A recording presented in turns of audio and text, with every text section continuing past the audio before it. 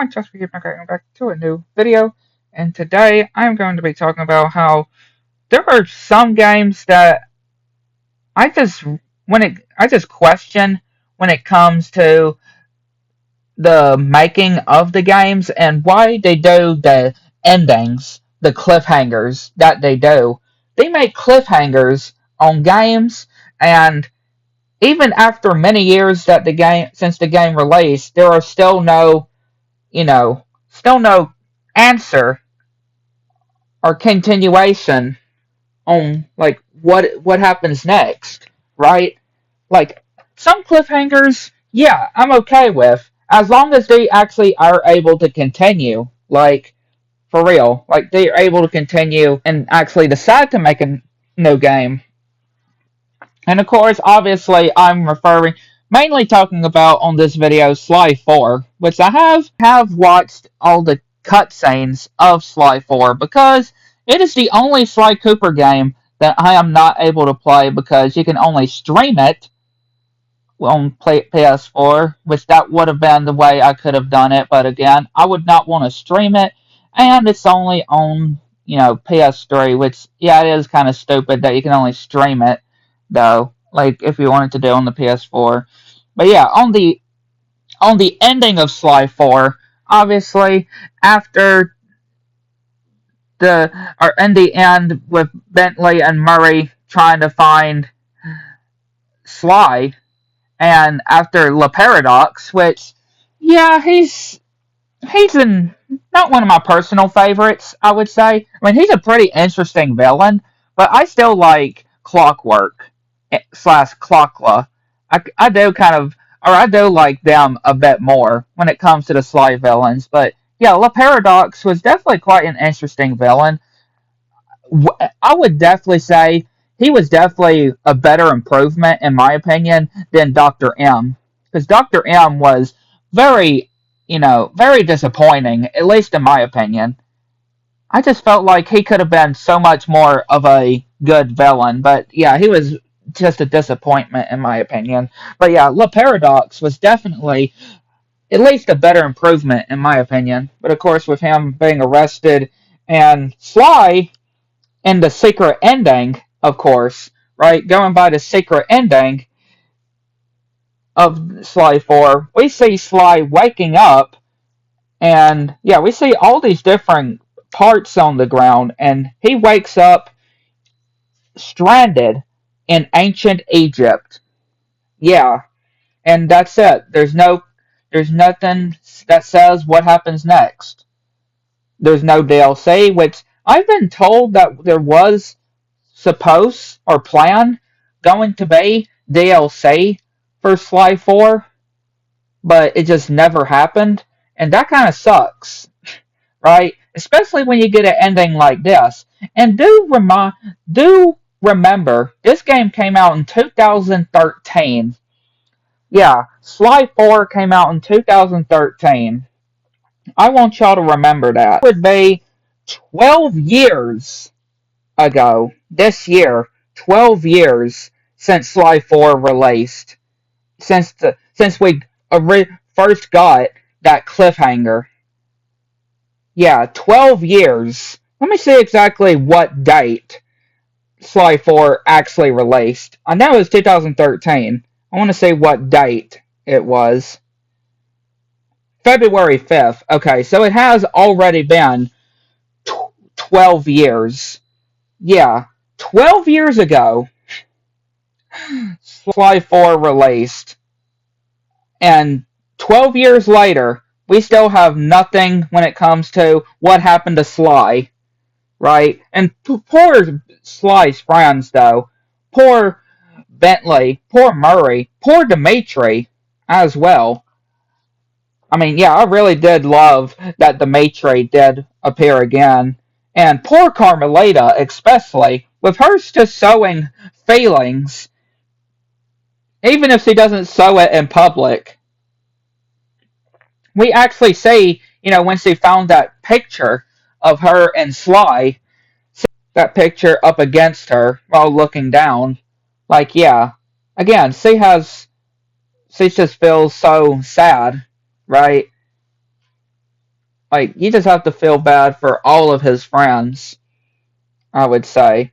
And again, especially when it comes to how I love Carmelita and Sly Cooper. I ship these two. And I just wish that they could be reunited, right? Sly and Carmelita. But yet again, we got that ending, and it's probably one of the reasons why I really don't like cliffhangers, especially if you're not going to do anything about it. That's the big thing. If you're not going to do anything about it, or if you're not planning, yeah, here's the big thing. Here's the big thing I just want to say, especially towards the developers. If you were not planning to make another Sly Cooper game, why even make this ending? That's what I want to know. Again, this is a secret ending, though. This ain't like the actual ending, but this is a secret ending of the game. But still, why would you make this ending if you were not planning to make another Sly Cooper game, or even DLC, again, that people have, that y'all have told me about, that was planned for Sly 4. But again, if y'all weren't even planning on anything like that, why leave it on a cliffhanger that has us on the edge, and still on the edge, still questioning to this day? That's that's just what I want to know, right? I mean, yeah, Sly 4 was definitely, I mean, obviously when I can only say by my thoughts from the cutscenes what I thought of the story, it was an okay story. It was pretty good at times. I mean, I really did not like the fact that what they did with Penelope. That's probably one of my least favorite things about Sly 4 is what they did to Penelope and betrayed the Cooper gang and especially broke Bentley's heart. Especially after they seemed like a really good couple in the third game until, yeah, they had to do what they did with her on this game, which, yeah, I really did not like what they did with her on that. But again, like I said, if you ain't gonna do anything, or if you're not even planning on making, I mean, I kind of blame Sony too.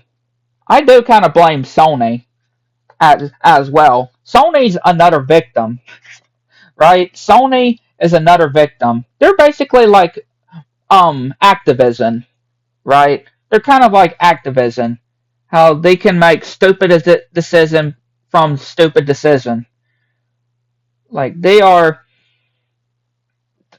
like, yeah, I can just name all the things that makes them not very good companies, I would say. But yeah, Sony is definitely another victim on this for real. Even if it wasn't Circle Punch, but the original developers.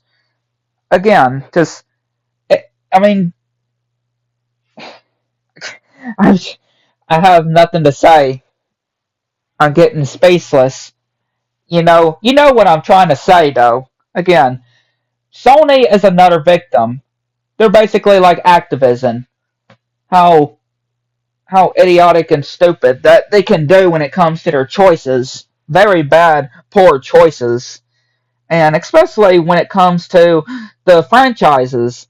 I mean, people were believing that Crash Bandicoot is dead yet again because of Crash Team Rumble's sales, right? And yet we got that ending for Crash 4 that shows Uka Uka's return that be leading to a Crash 5. I mean, we were going to get a Crash 5.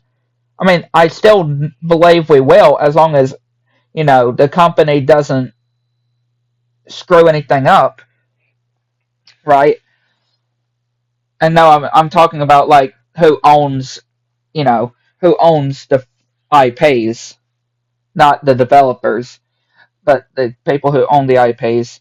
But yeah, again, let's just hope that Cross Force About Time does not become another Sly 4 cliffhanger, where they use that cliffhanger of Oka Oka returning to Cortex on the 106% ending, and then we get nothing, right? We get no game afterwards, no fifth game afterwards, and Again, just the whole thing with Sly 4, not getting anything new 12 years later. And again, 12 years is a pretty long time, if you think about it. 12 years is a pretty long time, the more you think about it. So, yeah, 12 years since that cliffhanger, and nothing been resolved since. Like, yeah, that's very bad kind of poor choicing, I would say. I would say, at least to Sony. Because I wouldn't, at the end of the day as well, I wouldn't really blame the developers, though. I can't really blame the developers. I really blame the people that own the IP, right? Like the companies that own the IP, like Sony. I mean, yeah, the same thing goes for Jack and Daxter. How we haven't even seen a new Jack and Daxter game 20 so years, 23, 22, something like that, years up till now. I know it's 20 something years since the last Jack and Daxter game released, and yeah, they never came back either with a new game. So yeah, there are cliffhangers that I'm fine with as long as you resolve them. I am fine with cliffhangers as long as you resolve them in a future project, a sequel, whatever. As long as you actually say what happens next and not just leave it like that. Like, that's, again, kind of very bad, too, especially for us Sly fans. Like, Sly is literally lost. He's basically Sora. He's basically Sora. At least when it comes to Sora being lost in Quadratum, at least we're getting a Kingdom Hearts 4, right? At least Sora is being rescued. But we don't have any confirmation of a new Sly game coming out. And Sly is lost as well. He's basically in the same predicament as Sora, being lost and needing to be rescued. Like, yeah, come on, Sony. Like, come on now. But yeah, I definitely wanted to just discuss about this a lot more, especially with after watching all the cutscenes of Sly 4, and I just wanted to talk about this cliffhanger that just really shows how not good cliffhangers can be if you don't resolve them. Like, again, yeah, I'm just gonna stop there because I'm just gonna be grumbling on and on. I really don't, just really don't like it when companies do this, right? Where they just, I mean, yeah, a normal cliffhanger would be okay, right? As long as they resolve it, actually plan on making a new game. But making a cliffhanger like this and leaving us to this day, 12 years later, still wondering what happens next with nothing resolving what happens is very bad for the company, I would say. Yeah, I mean, that's just my opinion. I just hope one day Sly will return and we actually see how he gets back to his actual timeline, right? I hope that somebody could bring him back though, because he needs to be rescued. They can't end Sly's legacy like this. They can't end Sly's story like this. There's no way Sly's story can end like this. I won't allow it. I won't allow this to be the end of Sly's adventure. Him being lost in ancient Egypt, far away from his friends, and Carmelita, his love interest as well. Like, I just wouldn't be able to accept that.